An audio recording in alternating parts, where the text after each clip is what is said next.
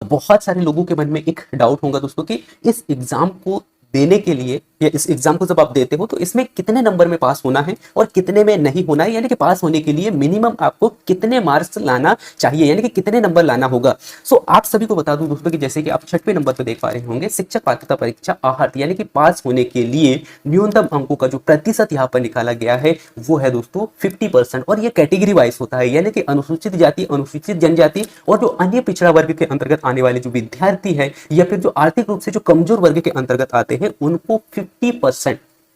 Marks लाना होगा। अब यहाँ पे मैं आप सभी को बता दूं दोस्तों कि जो पात्रता परीक्षा जो होता है, अभी जो पात्रता परीक्षा हो रहा है वो चाहे वर्ग 1 की वर्ग 3 की बात करें या वर्ग 2 की बात करें या इससे पहले वर्ग 1 का हो चुका है, तो उसमें अभी तक हमने देखा है दोस्तों पात्रता परीक्षा में 150 नंबर के टोटल, यानी कि 150 नंबर का टोटल पेपर होता है, ठीक है। तो अब यहाँ पे 150 में से आपके पास में 50% में यानी कि 75 नंबर होना चाहिए। अब ये 75 नंबर किन के लिए है, तो मैंने यहाँ पे कैटेगरी वाइज बता दिया आपको, अनुसूचित जाति, अनुसूचित जनजाति और अन्य पिछड़ा वर्ग के अंतर्गत आने वाले या फिर जो दिव्यांगजन होते हैं, दिव्यांगजन के अंतर्गत आते हैं या फिर आर्थिक रूप से जो कमजोर वर्ग के अंतर्गत आते हैं उनको यहाँ पर 50% नंबर लाना होगा, तो आप यहाँ पर क्वालिफाई माने जाओगे। इसके बाद में आप सेकंड एग्जाम दोगे जो कि चयन परीक्षा होगा, है ना। तो ये आपको यहाँ पर याद रखना है। इसके बाद में जो अन्य कैटेगरी के जो स्टूडेंट है वो अनुसूचित जाति, अनुसूचित जनजाति या फिर अन्य पिछड़े वर्ग को छोड़कर, तो उन सबके लिए जो है क्वालिफाई होने के लिए या फिर जो सेकंड पेपर होगा दोस्तों चयन परीक्षा का, उसका एग्जाम देने के लिए आपके पास में मिनिमम पात्रता परीक्षा में जो नंबर होना चाहिए दोस्तों वो होना चाहिए